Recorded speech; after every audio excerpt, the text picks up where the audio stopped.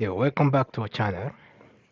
Ladies and gentlemen, thank you for finding the time to come by.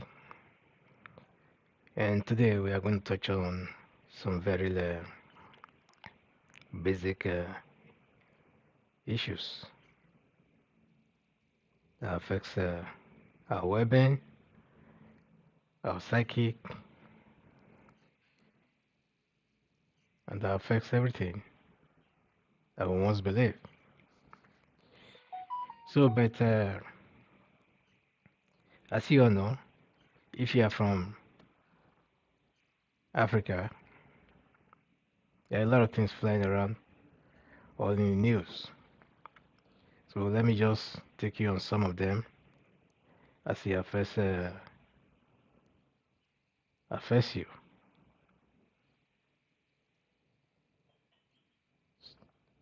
So let me go straight to,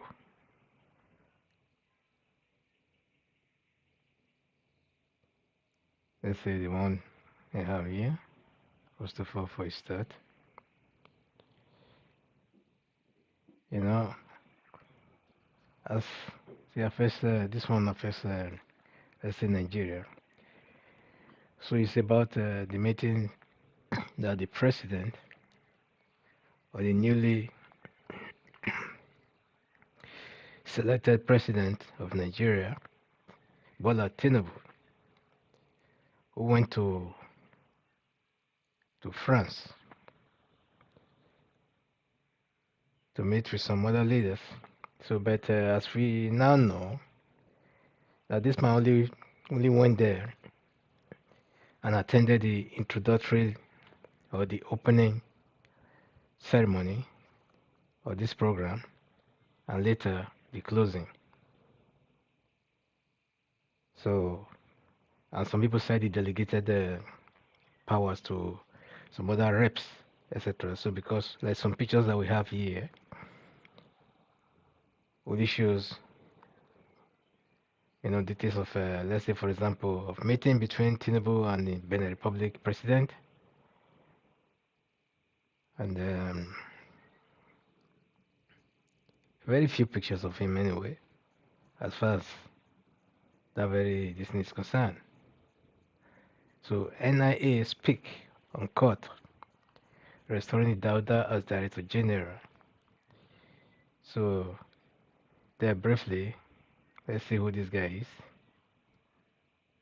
National Intelligence Agency, which is NIA, has debunked reports that his former Director General Mohammed Dauda has been reinstated or reinstated. This is always the issue because every now and then they come up with some confusing stories here and there, or some people want to go and purchase some court orders from somewhere to the extent of going to industrial court and what have you. So that is what Nigeria has become. In a statement on Friday by the head of the agency legal department, A.H. Wakili, stated that Dada was never a substantive director general of the NIA, adding that he only acted in that capacity after the tenure of Ayo Uke. That was years ago.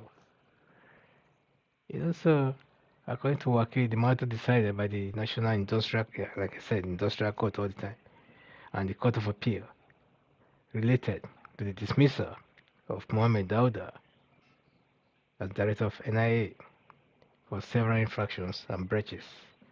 So, but that is not to me, that's not the reason why we're here. I don't know why I should even be talking about such an irrelevant issue. So let me brief you briefly again on Tinubu's statement on the subsidy. He said, "Why I announced subsidy removal on my first day in office?" Tinubu was the one speaking. So President Bola Tinubu sharply criticized fuel subsidies on Friday, describing them as a scam that inhibits growth and benefits smugglers while effectively subsidizing fuel costs for other countries. such as the neighboring countries. We talked about this before, but we continue to talk about it because it's not everybody that has seen those other videos or that has had the time to actually watch the video from beginning to the end. So, but this is actually the truth. That is, this is what he's saying here now. So, but what I don't understand is that this same man was the same man fighting against the government of Jonathan in 2012. He and Buhari organized, some crowd of people, Huchins and what have you, to demonstrate against the fuel subsidy removal. So maybe, perhaps, if you ask him now, he say, well, that was a bad timing. I guess his own timing is the right one now. So, anyway, so he's the one there right now. So, who can say otherwise? So, but for whatever it is, subsidy, the fuel subsidy has to go because you cannot afford to be, you know, subsidizing petrol for neighboring countries all over Africa, or if not for the whole of Africa, or even North Africa. So that is it. So these comments were made during the meeting with Nigerians residing in France, as reported by his special advisors on duties or on special duties communications and strategy, Dele Alake. So that's all we can take for that. Let's go to his other statement again. The Tinubu government makes fresh appointments. So the federal government has approved the appointment of Professor Olayinka Oladira Adigbe Adigbeingbe as the acting Chief Medical Director of the Obafemi Awolowo University Teaching Hospitals in Ile-Ife. And also, it said reports that the Federal Ministry of Health approved the appointment, which takes effect from Tuesday, June 20th, 2023. So I think this man is urbanizing all the positions so far, or most of the positions so far, that he has appointed the people on. It's very obvious. I'm not saying that he has not appointed some people who are not from the Yoruba tribe, but what I'm saying is that he's urbanizing most of the top positions. So, but it's not a new thing because Buhari has shown us that is the right thing to do. Whenever you get the power, do with it whatever you choose. After all, you can as well say, well, you're choosing the right people for the job and stuff like that, and no one can, you know, can say otherwise. So, then here again said that why he announced subsidy removal on his first day in office. Tinubu was not speaking. Tinubu was sharply criticized on Friday, said subsidy is a scam. So I think we talked about that just now. So let's say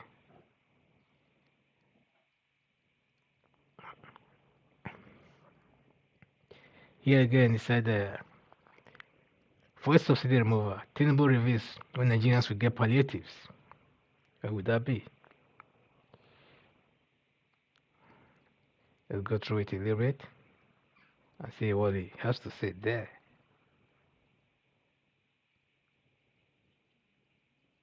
So the palliative he said, removal of subsidy of petrol, you know, subsidy in the country. He said the president gave the assurance while speaking to Nigerians in France and other neighboring European countries. However, said money has to be saved before the government can embark on palliatives, explaining how he prevented the organized labor from proceeding with their planned strike actions over fuel subsidy removal. Tinubu disclosed that he had to convince them to reason along and allow the government to save first, or else he would also join them in the protest. He said he told them, you want money? increase in palliative, transportation. What are you protesting about? Are you sharing part of the subsidy? If you protest, I will join you and protest. And they stopped. Therefore, no protest. It's a palliative. You see, we get, but we have to save the money in order to embark on palliatives. Why suspended Mayfield? Another talk, why this, why that, why this, why that. You know, it's all bullshit. So, whatever he's saying now, let him just say what he have to say.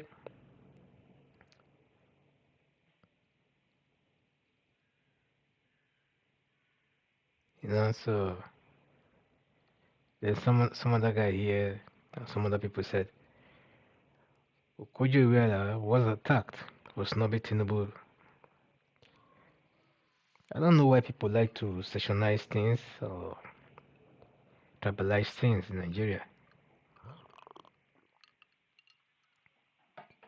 This is becoming too much, especially ever since this new government came on board. Because even while the other government was there before, most of these Agbado people were the same people who were conniving with the Janjaweeds, etc., to disorganize the other part of the country until it goes to to their own doorstep. That was when they realized that this thing was getting out of hand. And there was only one man then who stood and gathered people around him to resist those bastards.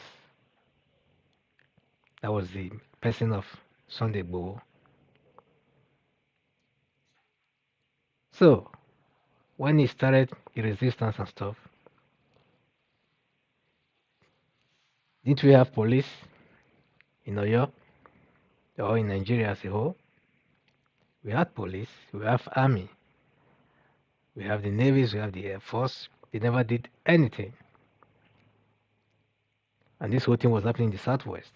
Even the man who is now the president never even said a word or uttered a word in protest against what was happening to his own people in Oyo State then. The same man, even when this something happened in Ogun State to the Afenifere boss then, when they attacked his daughter, killed his daughter, it was this same man who came out and said, "Where are the cows?" Because what he was trying to say is that as long as there are no cows involved, or you cannot display the cow, definitely the people that were being accused of being the killers were not the ones. As if those group of people have to go and commit a crime, that first they have to go with their cows to show that they are the ones committing the crime. The people that saw them, that accused them of this crime, knows the kind of people or the type of people that came there to commit that crime because those people were foreigners.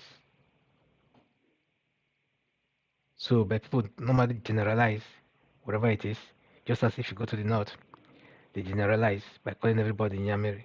Doesn't matter whether you're Yoruba or Calabar or whatever. So, that's the way it is. So, if the people said it was these sort of people that committed this crime, then under normal circumstances, a reasonable person will want to at least speak diligently or try to act diligently or try to talk to the authority or approach the authority to see if they can at least get to the bottom of this whole thing and find out the set of people that are causing this problem. So, but then this man was so out on this whole issue, and he supported you know, the same people who were actually perpetrating evil in that region or his own region.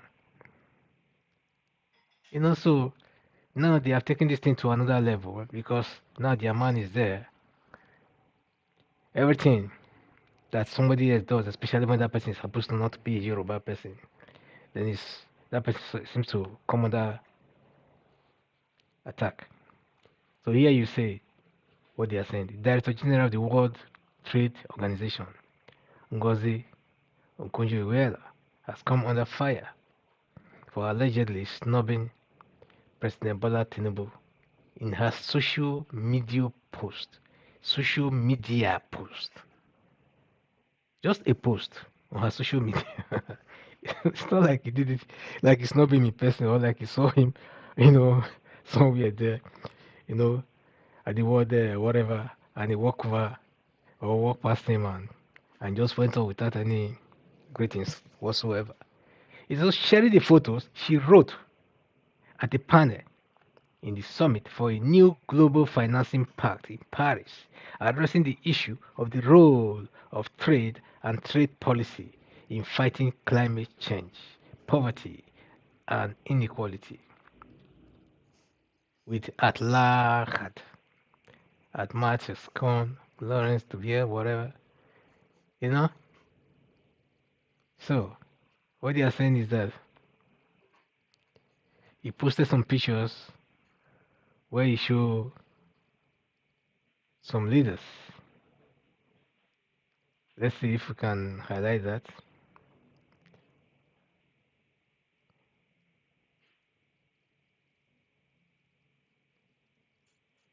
Let's see if I can do something just to show you a brief.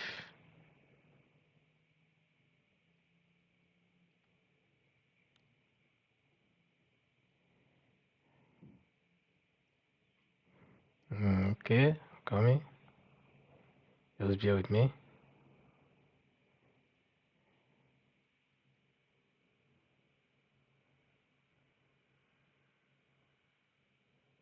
So, it's what they're talking about.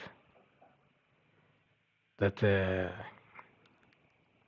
our dear sister Okonjo Iweala took pictures with some of the world leaders, as you can see. In fact, maybe some of them even came there to take pictures with her as well. So, this is what they're talking about. That she did this now, she posted this whole thing on her own Twitter page without having Tinubu to show for it. So, but from what we are hearing is that Tinubu was not even there to start with when Okonjo-Iweala came around because she is representing an institution. First of all, that's what the people have to understand. Everything is not about local politics as you know it. Because when it comes to the international stage, if additional were to be there, for example, and he's doing his own thing, representing the African Development Bank, for example, and you are there as a president, of course, you just be like every other president. So, but you know, if you have to see him, you know when to see him, or you know how he knows how to see you and when to see you.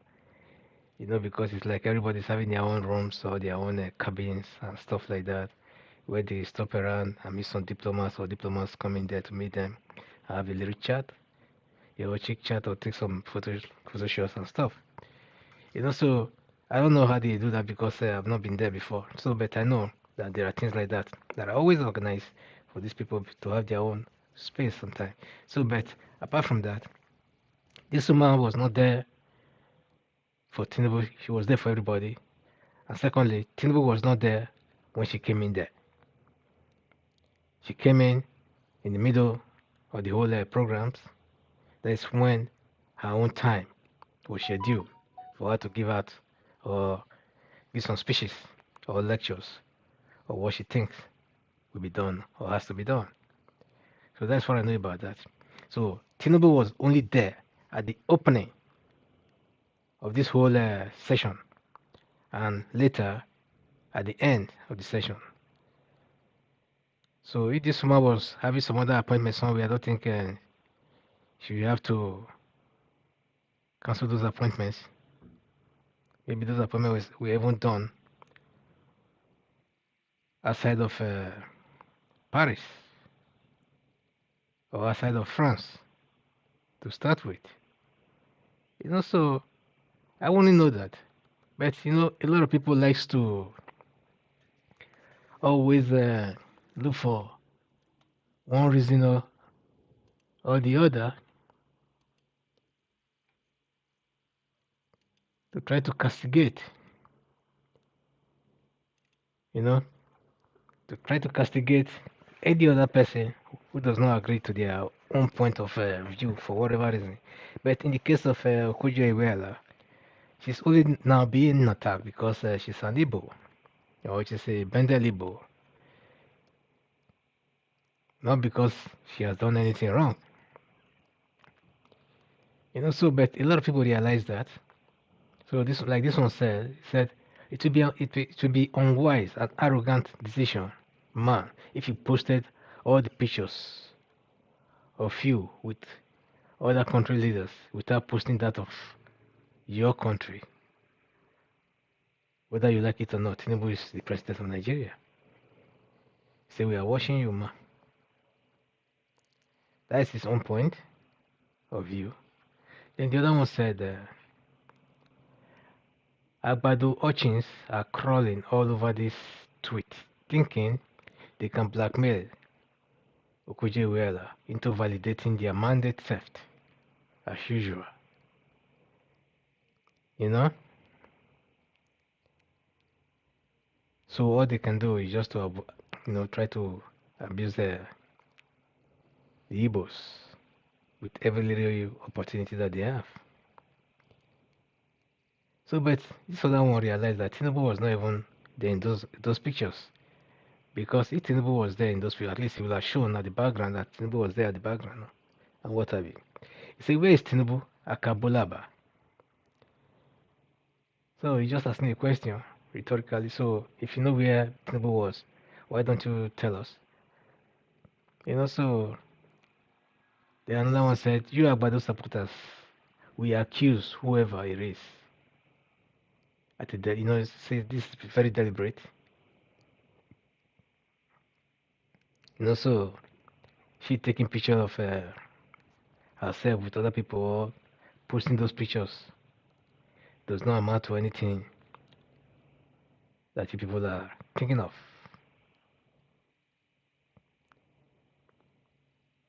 Then this other one said,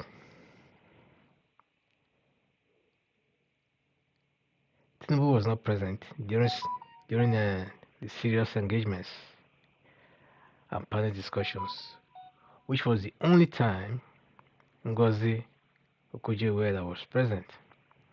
He said Tinubu only attended opening with Macron. Tinubu only had side talks.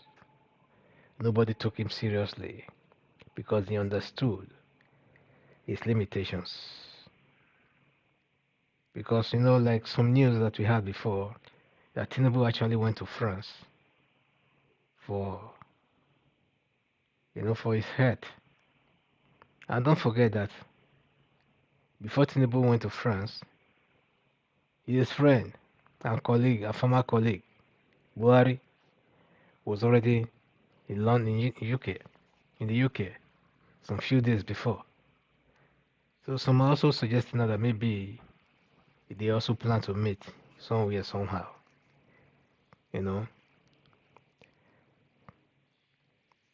So but that one is allowed anyway. If they choose to meet, that's their own business. That's not my business. So after all these things, maybe there's something we can pick out of this.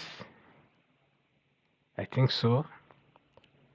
I have something for all of you, both those haters and the hated. Don't bury your thoughts. That is the topic of today. Speak out your mind. You're free. Speak it out. But not at the expense of others. Right? Not at the expense of others. Because some people have been stalking this ethnic jingoist I don't know what to call them, whether trying to drag one ethnic group down in the name of whatever, with any little excuses that they had. They tried to use it. This was how Rwanda started. It's one radio station or the other, calling out the other tribes, calling them all sorts of names and things like that. And before you know it, some people took it personal and think it's their turn to venture their anger on their neighbors. And today, you know what went down. A lot of people lost their lives for nothing. Innocent people died for nothing. But somehow, somebody has been able to come back, the person of the President Paul Kagame, and has been able to put things together. And that country now has become the envy of the rest of the world. So, but I hope Nigeria don't have to go through that fire before its rebirth. If you hate this ethnic group too much and they are asking that they should be let go, please, won't it be better to let them go?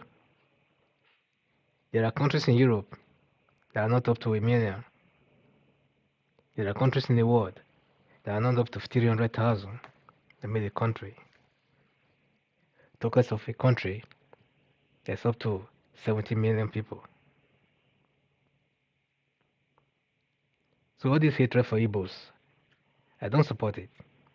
All this hatred for non-Yorubas, I don't support it at all. So if you still want Yoruba nation so bad, it's possible. Why not? We can have it without having to share blood. It's very simple. So if the Igbos and the rest of the South said they want to go, why not? They have the right to go. But we can all do this without fighting. So all these people who are just airing out their opinions and stuff, they should know and mind what they say. Because words sometimes can do damage or can do repair. It all depends on how you push them and to what extent. So that's it. So don't bury your thought. To bury something means to conceal or hide it, often by covering it with soil. In this context, it metaphorically implies suppressing or hiding one's thought or emotions. Your thoughts refers to one's ideas, opinions, and reflections. It encompasses the inner workings of a person's mind, including their hopes, fears, dreams, and concerns.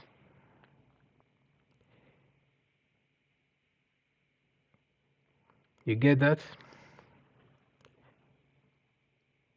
So, I can say one, authenticity.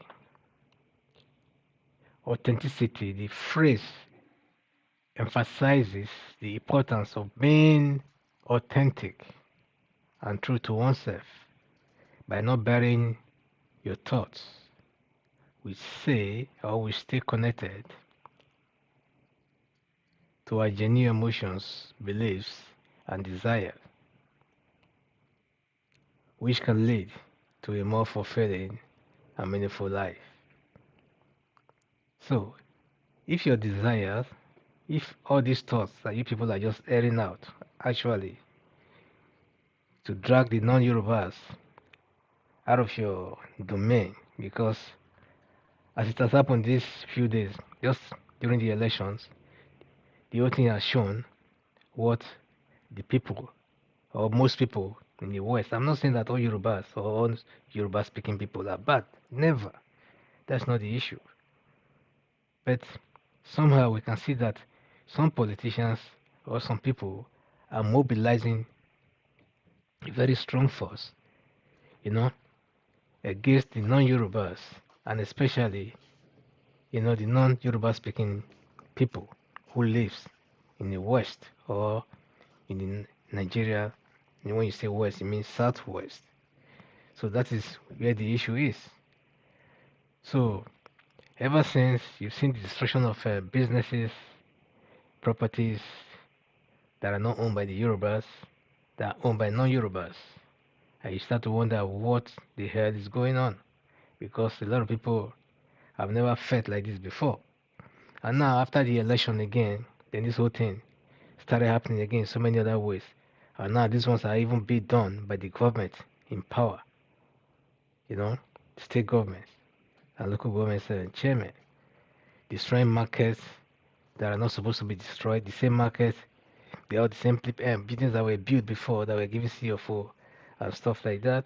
And the government has been collecting taxes from these same people on weekly, monthly basis, etc. Then the next thing they just come is trying to destroy all these southeasterners properties, and they want to hand this thing over to foreigners, the Chinese, for example, because they know that the Igbos are very good in producing most of these things. So now they are like trying to bring the competitors of the Igbos into this food by destroying the Igbo businesses first of all, then bringing the Chinese to come and take over that same, you know, trade that the Igbos has already perfected in.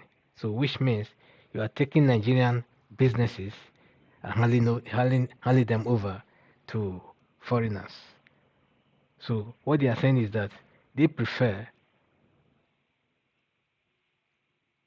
to have Nigerian wealth be transferred to a foreign country than for other Nigerians to have the same wealth. That's exactly what they're saying. So we don't know how far this thing is going to go, but whatever it is, this thing is, has to do with the beliefs and the desires. So these are their desires that they are trying to fulfill. So the rest of Nigerians are watching. So, but I know no matter what they do, they cannot break that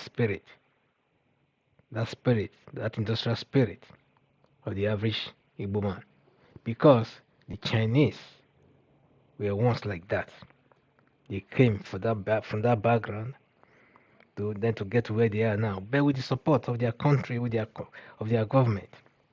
But in this case, the Nigerian government rather destroy the Igbos for having, or for having this urge to be creative, you know, to be creative and to be industrious. That's exactly what they're trying to see if they can crack. So but we see how far they go with this whole thing. So emotional well-being, bearing our thoughts and emotions can have negative consequences on our mental and emotional well-being. It can contribute to feeling of isolation, anxiety, and frustration. Expressing and acknowledging our thoughts allow us to process and address them effectively. Right? So that is what we are doing here right now. Expressing our views, etc., while others are trying to destroy what others have already started out of jealousy and hatred, for this particular section of this country, of the Nigeria country or populace. So that was that. Self-awareness. You see, when we don't bury our thoughts, we cultivate self-awareness by acknowledging and examining our thoughts. We gain deeper insight into our values, motivations, and personal growth areas, leading to a better understanding of ourselves. First, communication, openly expressing our thoughts and ideas, promotes effective communication with others, sharing our perspective, and foster understanding, collaboration, and the exchange of diverse viewpoints, enriching both personal and professional relationships. So, but what I'm still saying, I'm still on this subject of the Igbos who has been hated, or the non-Yorubas who have been hated in southwest Nigeria, because I remember the video leak that came out some years ago that involved the Shetima, the now vice president of Nigeria, where he was talking to the Ogun State governors at that time and trying to brainwash that man, telling him that the Igbos are taking over all their businesses in the southwest and stuff like that. That in the south, in the north, that they can handle the Igbos like this. He was giving you ideas on how to handle the Igbos and stuff like that. How they can destroy their market, how they can make sure they don't, you know, carry out their own kind of commercial activities over there again and stuff. Then I remember one issue that. One statement that this man also made, the former Kaduna State Governor, El Rufai then, who was saying everything that the Igbos are doing in the north, that they too they can do it. All they have to do is to pump in money and send their people to be buying all this whole thing and be, so that their people too will be selling spare parts and selling all this whole, whole commercial activities. So all these things is like, is there anybody actually that has stopped you people from doing all this business, all this why? It's like the Hausa man now saying that, oh, um, let's say, for example, the Hausa people that are selling cows all over the south, are those cows being bought by Northerners? Those cows are being bought by Southerners, of course. It doesn't mean that the Southerners cannot also breed cows. They can also breed cows. So, but if they leave that certain trade, or they are doing it, but they are not doing it to that extent that the other section of that country is doing it, then it doesn't mean that the other people are not doing the same thing. Because I remember even when I was a child, you know, we used to have our own cow. They call them native cows. Cows without horns. They don't have horns. They sleep around all around the area, on the street, on the road. When the cars are about to cross, you'll be honking and waiting for them to leave the road. They just sleep on the road. You know. So back then, the same thing. So I don't see anything so special about that. But then the same thing happens to ram and goats and some other heads and stuff like that. So everybody was doing it. So but at the point, some people took it as a profession, not just like those normal like the normal things that everybody does again. They took it upon themselves as a profession. So that is what they were doing, and they start to do that, and they start to get better in that. So the same thing is what the Igbo mans and or the Igbo people, most of them, majority of them, has been doing as far as the commercial area is concerned, and fabrication of you know new technologies and old technology and Ojogu and all the rest, etc. Because if you still remember the blacksmith back then, all the blacksmiths you see back then were mainly Igbos or the non-Yorubas, non-Yoruba tribes. But it doesn't mean that Yorubas were not doing it as well. Maybe they were doing it in a very, little margin of people. So I remember in my villages everywhere, our towns around, villages around, you see a lot of people doing this whole thing. But the most people that were doing this thing were the Igbos. Most. So they never stop you from doing what they were doing. So maybe they get better at it because they are doing it much more often.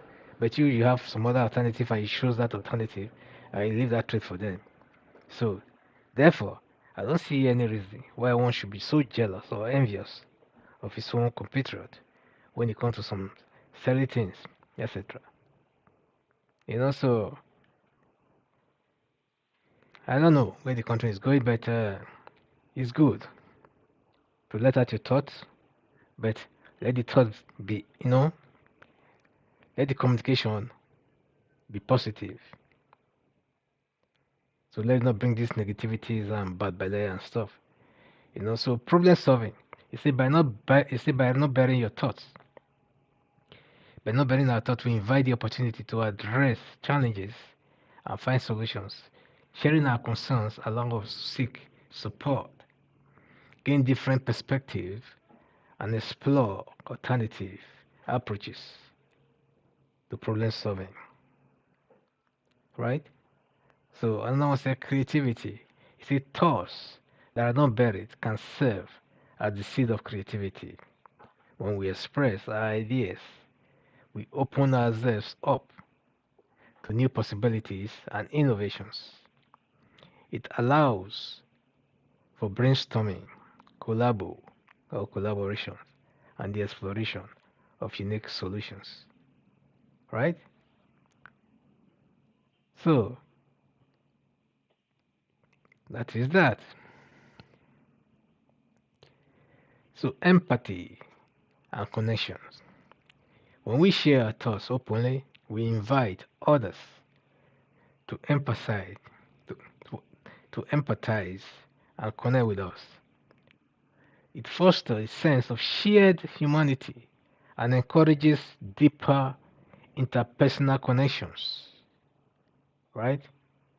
So empathy and connections. When we share our thoughts openly, some people like to share their thoughts openly anyway, but not everybody. While some like to keep their thoughts, you know, minimal, to a certain range. So, but sharing your thoughts open doesn't mean you have to share with everybody, but maybe to your close friends or families, etc., etc. So, but in this case, this has to be a national. There has to be a national discourse as far as Nigeria issue is concerned. If Nigeria will remain one, then things have to change. If not, things still have to change. Let everybody go. Let every section of the country that wants their own freedom and you know, etc. or self-govern, who want to be self-governed, let them go their own separate way.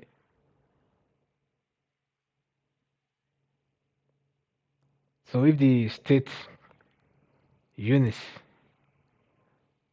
or the partition of the states as it has been right now is not helping matters, if it's regional that will help, let's go back to regional.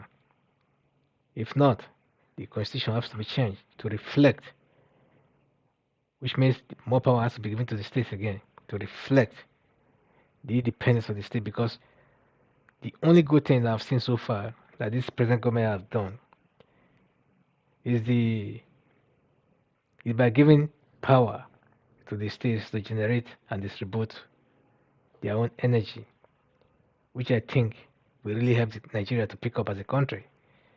Because you see, all different parts of the country, different states have their own capacity, have their own, whatever, to do their own thing.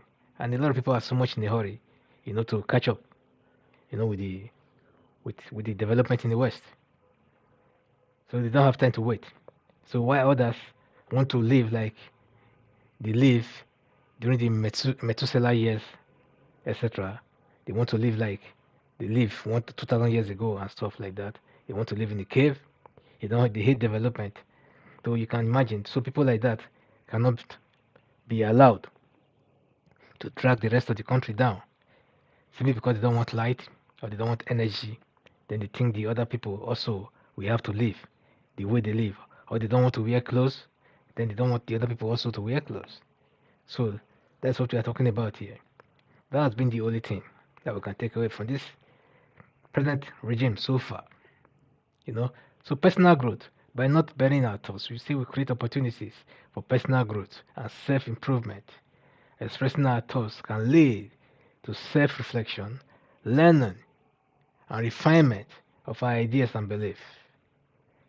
Resilience, acknowledging and addressing our thoughts, can contribute to resilience. It allows us to confront challenges head on, develop coping strategies, and bounce back from setbacks more effectively. Authentic relations or relationships. See, by not bearing our thoughts, see, we establish authentic and genuine relationships with others. Open communications build trust, foster intimacy, and encourages mutual understanding and support. So I think every one of us who has something to say, you say it wisely, or if you don't have anything to say, just shut up. Just zip up your mouth. If you have nothing better to say, nothing good to say, shut up. Instead of coming to the internet and start to aggravate angers or dish out your frustration on people based on their tribes or based on their beliefs. Because most of these people who are doing these things, they live in other climes, in other people's countries. People who don't even practice what they preaches, but yet you remain humble or become a humble slave in those countries just because you want to get a peanut out of the whole system. There are human beings that organize those climes to be so organized the way it is today. Whether you live in America, Canada, or in the West, or in Europe, and what have you, people sacrifice to make those countries what they are today. The peace that you enjoy there today, the development that you see there today, people sacrifice for those things to happen. The energy you are using there 24/7, people sacrifice to make those things happen. It didn't just fall from the sky by wish through wishing, or neither did it fall from the sky by one tribe attacking the other tribe all over Europe. They've done that some years back, maybe, but we are not in the years back. We're in the now. So let's check our mind and control our minds and be very, very, very, very careful with what you say to others. Just because they practice another religion or they have another belief or they speak another language, etc., or they have another political affiliation and what have you. So it doesn't really make sense. So, in summary, don't bury your thoughts encourages individuals to embrace self-expression, communicate openly, and engage with their thoughts and emotions. By so doing, we can enhance our well-being, promote personal growth, foster connections with others, and contribute to a more fulfilling and meaningful life. So, that is what it is, or what it's about. So, ladies and gentlemen, all those bad belly people that are going around trying to set people or use some hairs to bunk on each other, for example, especially what has been happening in Lagos and some other part of the southwest, I would say stop it. Stop it because it won't take you anywhere. Even if Nigeria break today and the country is to be split today, the Igbos that you are, or the Igbos or the non-Yorubas that you are fighting today, or trying to destroy their business, etc., they will still remain in their locations, maybe as a better country than yours. So it doesn't mean that if Yoruba have their own country and Hausa have their own country today, and the Igbos have their own country today, it doesn't stop you, a Southwesterner, for crossing over to the other side to go and see somebody or visit somebody.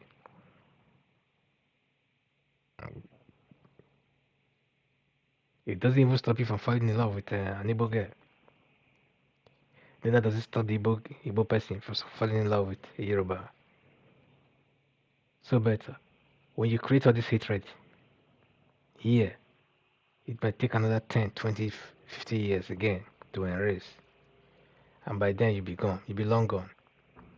Then you already created something in the minds of the people. So it can either be positive or negative.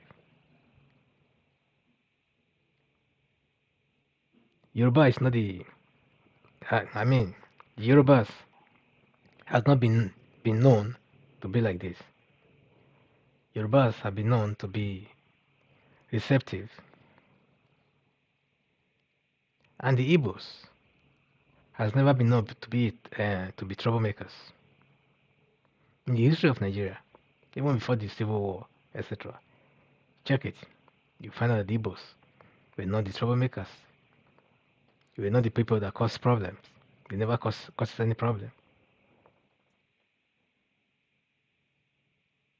But somehow, out of hatred, somehow, some people always know how to use, whether it's the North in power, they always know how to go to the South or the Southwest to bring some of their support groups and bring them together, then to use them to attack the Igbos.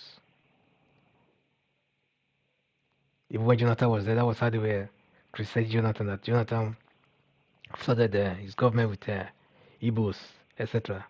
And so what? If that was the case, but which was not even true. The Igbos were there, but all the regions were represented. In fact, the only region that was not well represented was even the Southwest, as far as I'm concerned.